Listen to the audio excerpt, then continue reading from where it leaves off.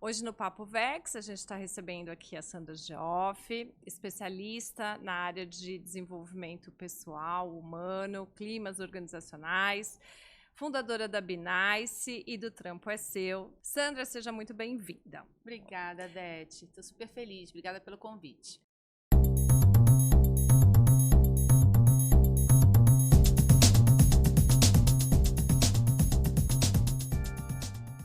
Vamos começar nosso papo aqui falando um pouco sobre cultura organizacional para as empresas.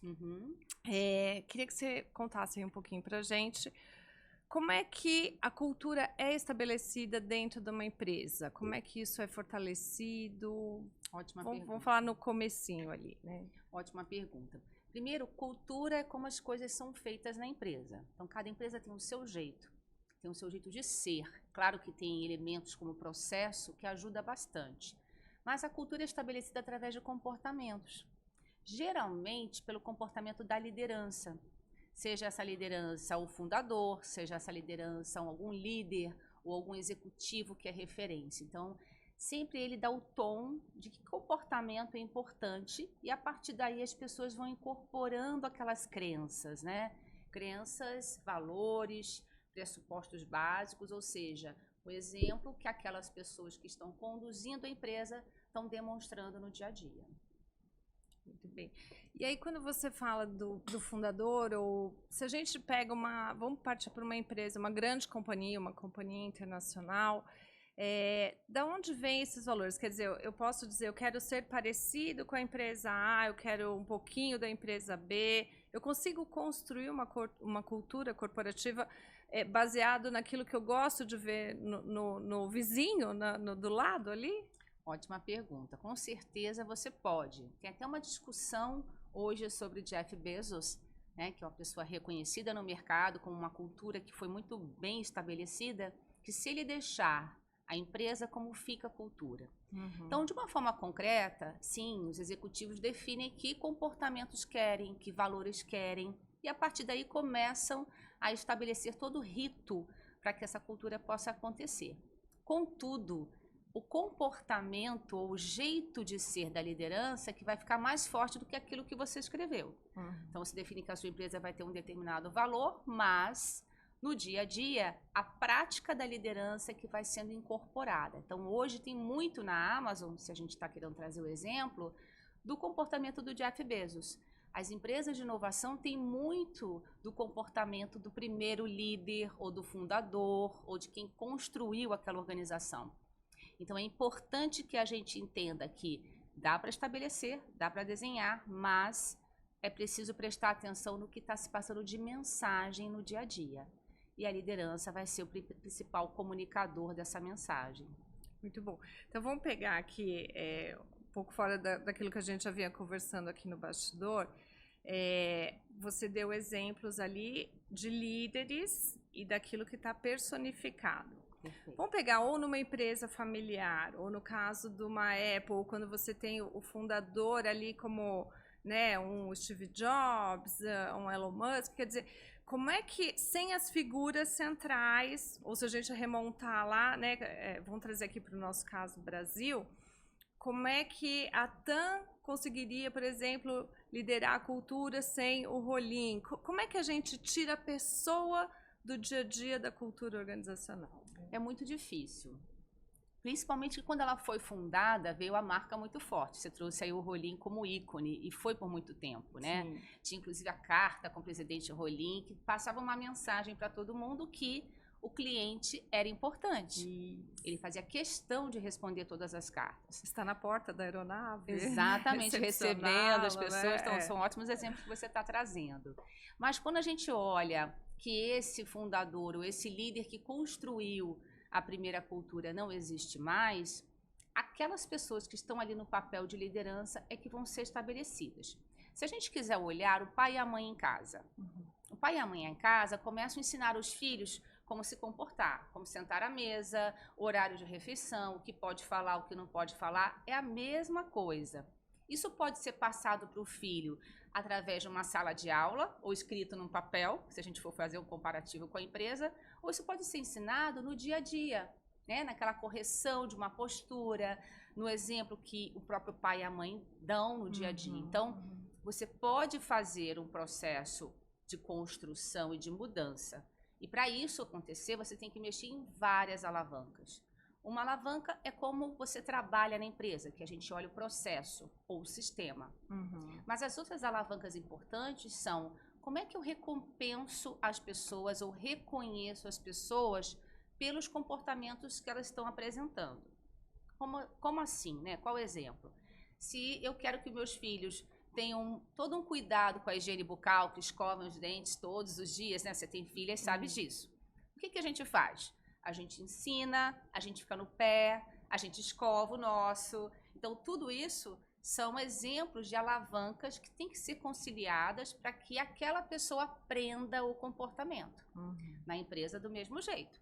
Você desenha o processo, você como líder vai lá para frente e fala desse processo ou do que você espera. Aí na avaliação das pessoas você vai lá e reconhece aquele comportamento e aí você vai solidificando aquele modo de ser. Então só combinar não funciona. Legal. Quando você fala, né, em processo, sistema, reconhecimento, como é que vamos pensar assim, na prática, né? Então, vamos pegar o caso da Benice, que é contratado por uma empresa, faz todo o trabalho de alinhamento, de descrição da cultura organizacional. Como é que é chegar lá e fazer escovar o dente? Como é que é implantar no dia a dia isso?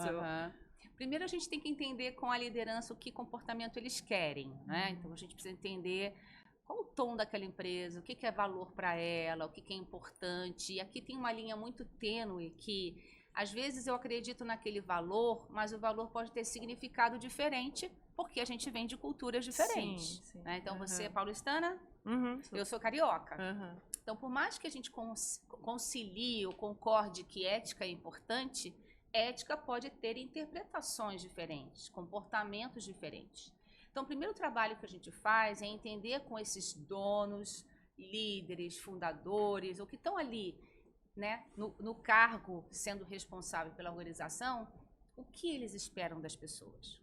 O que para eles é esse valor. E a gente tenta traduzir esse valor em comportamento, para que a gente possa usar esse comportamento e dentro de um processo explicar para os colaboradores, treinar esses colaboradores, rever todos os processos, né, de reconhecimento das pessoas, ou a gente poderia dizer processos de gestão de pessoas. Por quê? Se você reconhece, por exemplo, pessoas que dão bom dia e boa tarde, né, você tem que colocar isso em todos os processos de gestão de pessoas. Como? Na hora que eu vou selecionar, eu tenho que ver se essas pessoas que eu estou trazendo são pessoas que falam bom dia, boa tarde, boa noite. Na hora de desenvolver, eu tenho que colocar isso no script ou no conteúdo do treinamento. Na hora de promover, eu preciso ser coerente. Promover quem fala bom dia, boa tarde, boa noite. Porque o grande problema para tornar isso consistente não é só treinar e dar o exemplo, é no dia a dia eu fortalecer. É como se eu estivesse reconhecendo aquela ação, reconhecendo aquele comportamento e falando, continua dessa forma que é certo. Então, para implantar, precisa de todo esse viés. Traduzir o valor em comportamento para que todo mundo entenda o que é ética na visão do líder, do gestor, do fundador. Colocar isso no dia a dia, a forma de trabalhar no processo, no sistema, e também trabalhar essas alavancas de gestão de pessoas que vão no dia a dia confirmar, condicionar, reforçar. Tá claro? Sim, e aí vamos ampliar um pouco, né? Porque então você está falando assim, olha, desde da pessoa que recruta, o gestor no dia a dia, né? O movimento. Então, a gente pode dizer que implantar e manter e perpetuar uma cultura organizacional não é uma tarefa só do RH. Não é, nem um pouquinho. E todo mundo precisa estar ali alinhado e ajustado e falando a mesma coisa. Perfeito. O RH, ele ajuda criando esses rituais ou essas práticas, né? Principalmente quando a gente fala de gestão de pessoas. O RH tem que ter esse olhar e traduzir. Puxa, se eu quero reforçar tal comportamento, aonde eu posso mexer? Onde eu coloco isso no treinamento? Onde eu coloco isso nas práticas de gestão? E preparar o líder para que o líder use essa prática. Uma coisa que eu vejo muito no mercado, Beth, que é errado, por exemplo, quando a gente fala de uma empresa que respeita o indivíduo, que tem como ética tratar bem seus profissionais. Só que no dia a dia, às vezes, ela promove um líder que não respeita o indivíduo. E o que ela está fazendo com isso? Ela está dando um exemplo errado e está reforçando um comportamento que ela não quer. Por quê? As pessoas que estão naquela organização olham para o indivíduo ou líder promovido e vai falar, puxa, o segredo de sucesso é ser igual a ele. Então ela começa a copiar, espelhamento, como ser humano é essa referência. Então eu começo a dizer que eu quero respeito, mas eu sou incoerente porque eu promovo quem não respeita. Então, ou eu vou ter profissionais que não entendem a cultura e querem sair, ou profissionais que só se baseiam no exemplo e querem ficar. Aí você vai falar, puxa, mas é mais forte o exemplo do que está escrito? É muito mais forte. Por isso que a gente fala que cultura é como as coisas são feitas aqui, ou seja, na prática. Não adianta estar escrito na parede, né? Então, assim, pegando esse exemplo, né, não é só o que é ali publicado, mas é o que é executado. A cultura muda dentro de uma organização, os valores, né? Porque a gente está falando de comportamento e de pessoas. Quer dizer, a gente começou falando sobre os líderes, as pessoas que inspiram, né? Quem dita ali, quem maestra, orquestra ali, né? Mas e à medida que as pessoas vão saindo, vão chegando pessoas de, como você falou, classes sociais diferentes, crenças, valores, comportamentos, idades diferentes, como é que você mantém esse... não só a cultura, mas a evolução da companhia, né, nessa jornada. Perfeito. Tem dois detalhes importantes aqui. Ou você faz um trabalho para mudar a cultura, que vai demorar muito, que é difícil, que demanda esforço, ou ela muda sozinha rapidamente, sem você perceber. Sabe uma orquídea? Quando você tem uma orquídea num jarro e ela está crescendo, o que acontece quando ela está crescendo? Ela vai tombando, por causa do peso. E a gente vai e coloca aquela hastezinha e amarra a orquídea para ela crescer. Isso acontece com a cultura. Então, por mais que você tenha aquela orquídea rosa, bonita, e está crescendo na vertical, ela pode ir pendendo para um outro lado, a partir do que ela está sentindo de conforto e de espaço. Então, se eu tenho líderes ali, ou as novas pessoas que estão entrando, né? Vamos supor que eu tenho um grande turnover, uma grande movimentação nesse quadro. Essas pessoas que estão entrando estão trazendo um jeito de ser. Que se elas não encontrarem na empresa uma orientação como essa haste, elas vão ocupando o espaço delas ou atuando como elas aprenderam em outro lugar. Ela traz com ela essa bagagem. Então, quando eu não gerencio a cultura, ela vai fluindo a partir das pessoas que estão ali com as regras que foram criadas e que podem ser mudadas. Isso é péssimo, né? Pior do que você ter uma cultura que hoje está ruim, é uma cultura que você não está gerenciando. Você não sabe para onde vai. E esse processo orgânico, ele acontece até que rapidamente. Agora, se você quer levar a cultura para um outro lado ou fortalecer aqueles valores que você queria que acontecessem e que você está vendo que não estão funcionando, eles demoram. Por quê? Porque você está educando, catequizando, orientando as pessoas. Não é algo que elas estão pegando na prática. Você tem que estar atenta a todas essas alavancas que a gente falou anteriormente. E então, dá para dizer que o movimento do mercado influencia na cultura da empresa? Total. O movimento do mercado, como a gente pode falar, toda essa transformação digital que a gente vive, o Covid mudou o comportamento das pessoas, comportamento social, e nas empresas ela interferiu na cultura, sim. O que é o trabalho híbrido hoje? O que é o modelo de gestão à distância? São coisas que muitas das empresas nem sabiam fazer. Algumas aprenderam, outras ainda estão tentando, né, se organizar. Porque sim, qualquer elemento novo que você traz, ele vai causar um impacto. Esse elemento, se for grande como a Covid, o impacto vai ser muito maior. Se ele for pequeno, ele pode interferir momentaneamente e depois tudo voltar ao normal. Mas a Covid, a transformação digital, as questões políticas e sociais, que determinam que a gente reveja aí o modelo de mercado, o modelo de atuação, vão interferir sim. A gente vê, por exemplo, que muitas funções até existentes deixaram de existir por causa da tecnologia. Sim. Né? E vão deixar, né? E vão deixar. Isso está mudando a cultura da empresa, mas está mudando a cultura social. Tem um exemplo bom que é o operador de drone. Uhum. O operador de drone precisa de que escolaridade? Nenhuma. Né? E é uma Ser função... bom no joystick. Exatamente. E é uma função importante, né, Sim. hoje. Então, isso também está trazendo uma mensagem para o mercado de que, puxa, eu estava aqui buscando uma educação formal, uma graduação, mas eu também tenho alternativas sem formação. Então, eu estou passando uma informação ou um conceito de que pode ter carreira sem necessariamente ter uma formação. Uhum. Se isso é um valor bom ou ruim, a gente vai ver daqui a algum tempo. Sim. Né? Sim. Mas, de fato, tudo que acontece no mercado vai influenciar o comportamento. Então, o que é o melhor para as empresas? É estar atento a essas transformações, é olhar para onde o negócio quer se colocar ou se posicionar, para que o líder ou a organização gerencie essa mudança. Mas principalmente buscando uma coisa que a gente fala muito pós-Covid, que é a adaptabilidade. Então, adaptabilidade para receber qualquer insumo ou qualquer provocação de mercado e reagir rapidamente a esse novo para incorporá-lo ou para educar o seu time.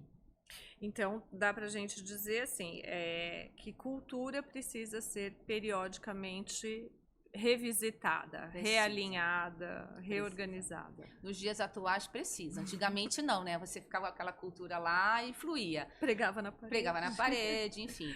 Mas hoje, com tanta transformação, você precisa estar atento, primeiro, se a cultura está evoluindo, né? Se está se fortalecendo cada vez mais, para onde você quer do ponto de vista da estratégia, né? Porque a estratégia para ser executada precisa ter um comportamento alinhado. Mas principalmente se o mercado está levando os negócios para um outro lado, que eu preciso ter pronta a resposta. Então, precisa. Então, eu queria pegar dois ganchos aqui para a gente falar, e podemos trocar a ordem do que eu tinha organizado aqui para te perguntar. Mas você falou da pandemia, do Covid, dos modelos de trabalho, né, ou o híbrido, o home office. E aí outra questão que eu queria tratar com você são dicas, né? Ou como é que a gente já falou em outras oportunidades aí sobre ritos, sobre, né? Você falou de manter viva a história dos fundadores ali, enfim. Mas como é que a gente, então, longe, né? Vamos começar talvez assim, como é que a pandemia mudou, alterou, ou como é que a gente faz com que esse novo modelo implantado perpetue a cultura ali, esteja mesmo? Como é que o cara que está na casa dele, que fica ali a semana toda naquele escritório dele, com cachorro, com filho, com entregador, quer dizer, como é que você leva ali para aquele espaço isolado dele a cultura organizacional? O jeito de ser, né, que você está falando da empresa, né? Você precisa ter relacionamento. Beth, uma coisa que eu tenho visto muito de discussão é: a gente está longe dos profissionais, eu não consigo liderá-los, eu não consigo cuidar deles. Isso, Mas às vezes na prática, esses profissionais estão na empresa e você não tem tempo de conversar com eles também. Porque você está envolvida no negócio e você acaba não interagindo. A interação, ela pode ser física ou à distância, mas ela precisa existir. Eu gosto muito do Simon Sinek, que é um estudioso de liderança, né? Você deve conhecer. E ele fala muito da constância. A palavra correta eu nem sei se é constância, mas é da frequência, é da consistência, perdão. A consistência, ou seja, se você quer realmente se conectar ou influenciar alguém, você tem que ser consistente, frequente. Então, não vai, a qualidade, se é intenso, se é presencial, se não é, pode até ajudar, mas o que vai determinar é a tua consistência. Então, de novo, voltando para a educação dos nossos filhos, né? O que faz suas filhas serem educadas, né? E já estão numa idade aí de 8, 9, não é isso? É a sua consistência ali, ó, todo dia com elas. E se fosse a distância? A mesma coisa. Então, essa gestão ficou mais difícil, nós somos seres sociais, a gente gosta de estar junto, brasileiro, caloroso, né? Mas o que vai realmente trazer impacto é o quanto você está se relacionando com frequência e passando o seu exemplo. E o seu exemplo precisa ser consistente também. Então, se você falou que tal valor é importante, você tem que demonstrar tal valor, porque esse profissional está aprendendo com você o que você falou, mas ele está te observando e aprendendo pelo exemplo. Então, ele vai falar, puxa, a Beth falou que essa caneca é útil, mas ela não está usando. Por que a Beth não está usando? Será que realmente é importante? A Beth usa a garrafinha. Eu acho a Beth tão incrível, tão profissional, admiro ela. Ela está sempre com a garrafinha, eu vou ter uma garrafinha. Tem um exemplo que eu uso muito, que é, se você for no pátio de estacionamento de uma empresa grande, e você olha que o presidente tem um baita carro importado, você pode reparar que toda hora que alguém é promovido para um nível executivo, ele compra um carro parecido ou igual, mas não é? Por quê? Porque aquele é um modelo de sucesso. Conecta, né? Qual o ápice do sucesso ali? É ter um carro igual do presidente. Se o presidente usa tênis, todo mundo usa tênis. Se o presidente usa sapato, todo mundo passa a usar. Então, tem aquilo que você diz, que está lá no valor, no treinamento, mas tem o não dito, que é a crença, né? Que realmente as pessoas estão acreditando que aquilo é importante, que aquilo é reconhecimento de que a pessoa é um profissional de sucesso. Faz sentido? Faz. E aí você falou de detalhes, né? Porque eu ia te perguntar aqui que dicas, que olhares, que cuidados que a gente deve ter para manter viva a cultura no dia a dia da empresa, né? E aí, quando você estava falando, no home office também é possível você manter, precisa da frequência, eu fico pensando, puxa, mas quando você está no espaço físico comum, o ar que você respira é corporativo, tá ali, né, o momento do café, por mais, né, que seja leve ali, enfim, mas tá tudo ali contextualizado nos valores, na cultura, no comportamento, né, no rito do horário de se falar, você tá vendo as pessoas, os costumes. Agora, quando você liga a câmera e você fala, bom, eu vi a pessoa das 8 horas do dia, eu vi 30 minutos, eu vi 1h30, né? E aí você falou de alguns detalhes, olha, a caneca é importante, a garrafinha, mas e o que mais? Como você conecta mais essas pessoas tão... E hoje, né, se você pensar, quer dizer, você pode contratar profissionais que estão a distâncias do espaço físico um dia ocupado por alguma companhia, quer dizer, está em outro país, está em outro estado, né? Como é que faz isso, Sandra? E aí tem esse detalhe que você está trocando, Beth, eu acho que tem uma mensagem aqui importante. O que é valor para o líder? Se para o líder ele gosta, ele realmente reconhece que a gente tem que ficar fisicamente num espaço, no mesmo espaço físico, ele tem que promover esse trabalho mais presencial. Mas se para ele importa o trabalho, a qualidade, independente do horário, ele vai deixar o profissional trabalhar à distância. E não tem um certo e errado. Tem o que o líder acredita. Mas por que o líder acredita é importante? Porque vai falar com o coração dele e vai naturalmente estar demonstrado no comportamento. Porque vamos supor que você queira, daqui para frente, nunca mais trabalhar presencial. Se você realmente acredita nisso, isso vai acontecer. Se você não acredita, você vai começar a trazer elementos onde as pessoas vêm no presencial. Então, por isso que é tão difícil você falar, puxa, mas é a distância, como eu passo? Se para você tanto faz onde a pessoa desenvolveu o trabalho, você não vai nem se importar com isso. Não vai estar no teu modelo mental. Então, por exemplo, no trampo. No trampo eu tenho profissionais que moram em comunidades. Eu não sei a hora que elas começam a trabalhar, eu não sei a hora que elas terminam de trabalhar.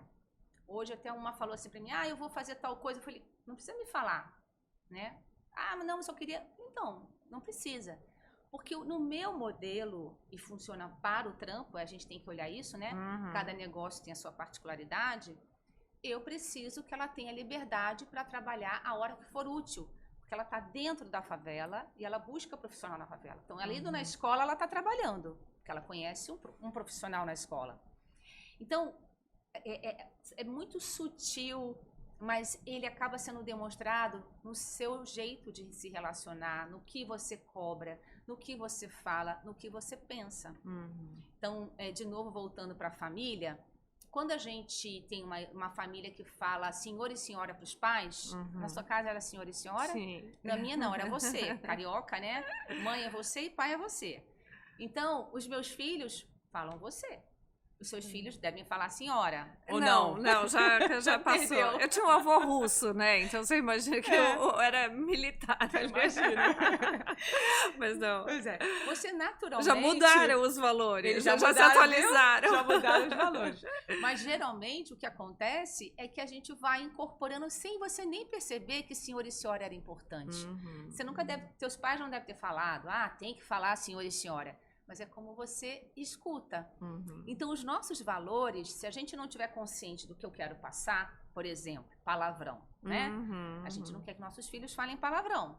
Então, eu tenho que me controlar para eu não falar palavrão. Mas eu falo palavrão de vez em quando. É feio, mas eu falo. Não posso falar posso fazer aqui de bonita no podcast. Eu tenho que falar a verdade, né? Pois é. Então, eu tenho que me controlar porque... é uma coisa tão natural já do meu comportamento que se eu quero que alguém se comporte diferente, eu tenho que mudar. Então, essa questão também de como é que eu passo a cultura, eu estou passando, inclusive, no meu jeito, quando que eu ligo para o profissional, qual é o meu ritual de reunião, se eu estou buscando ele toda hora, ou se eu busco uma vez por semana. São pequenos detalhes de como as coisas funcionam. E elas estão muito ligadas ao meu modelo mental. Tá claro? Sim, sim. E para a gente caminhar aqui para o fechamento, rituais. Qual é a importância disso na aplicação da cultura numa empresa? Muito. E o ritual, a gente às vezes esquece, o modelo de governança é um ritual. Como assim? Quais são as reuniões que a gente tem de gestão? Qual a duração? Se as pessoas chegam no horário e se eu cobro esse horário, se eu controlo os indicadores semanais, semestrais, mensais, anuais, se eu sou super gerenciadora ou pouco gerenciadora. Mas qual o melhor modelo? Tanto faz. Qual é o seu negócio? Né? Se eu tenho um negócio que exige que eu tenha uma gestão muito acirrada, né, se eu trabalho com números, se eu trabalho com valores, se eu trabalho com segurança, eu preciso ter um modelo de gestão bem detalhado. Se eu trabalho com criatividade, para que eu vou ficar controlando o cara que está criando, que está construindo, que está desenhando, construindo um roteiro? Eu vou atrapalhá-lo. Toda vez que eu ligo, eu vou atrapalhar o momento criativo dele. Então, sim, esses rituais têm que ser pensados. Precisa ter rituais, qualquer uma tem que ter modelo de gestão, mas esse modelo de gestão, ele tem que fluir também no modelo da empresa. Do negócio, né? Negócio. Não adianta achar que o da empresa é legal e querer por aqui que não vai funcionar. Exatamente. Então, tem empresas, por exemplo, que eu já passei, que as reuniões duravam 45 minutos. Porque 15 minutos antes, o presidente gostava de ler o material e se preparar para a reunião. O que ele está passando para as pessoas? Eu quero material antes, eu vou estudar, não tinha atraso e todo mundo cumpria, todo mundo passou. Então, o ritual, ele vai dando um pouco essa cadência desse comportamento e vai no modelo de gestão, mas tem outros diversos. Até eventos comemorativos podem ser considerados rituais. Por exemplo, se eu tenho celebração mensal de vendas, isso é um ritual. Sino, né? Sino, excelente exemplo. Legal. Muito bom. Sandra, eu quero agradecer muito a tua participação aqui conosco. Queria pedir para você deixar uma mensagem para todo mundo que está vivendo, acho que esse momento de transformação, né? Pelo lado ali da companhia. Como é que a gente pode contribuir, né? Sendo o profissional, então, que perpetua a cultura e sendo, talvez, o responsável por manter viva a cultura da empresa? Eu acho que o diálogo é uma coisa que a gente usa pouco, né? A gente às vezes coloca um certo ritual, ou um certo procedimento, ou um modelo híbrido, presencial, remoto, mas a gente não explica o porquê que aquilo é importante. Então, se é importante ter presencial, é falar para o colaborador, por que eu quero presencial? Por que eu acredito? E não precisa falar que, vão achar que eu não combino, que eu não estou dando flexibilidade. Quem não quiser flexibilidade não vai trabalhar lá, Sim. porque você está esticando uma coisa que não vai ser bom para ninguém. Quem vai trabalhar lá é quem está alinhado com o seu valor. Então, esse diálogo do líder contar o que é importante para ele, né, genuinamente, e também do colaborador falar, puxa, é isso que eu quero, ou não, é fundamental para que as coisas aconteçam e que as pessoas sejam felizes, né? No final do dia, É o que importa. é o que importa. Não, eu ia falar, a gente tem na Vex o papo Vex, mas tem o papo reto, né? Papo Precisa reto. existir, Precisa né? existir. Dos dois lados, né? Exato. Muito bom. Sandra, muito obrigada. Você, Um abraço Beth. grande. Outro, Obrigada. querida.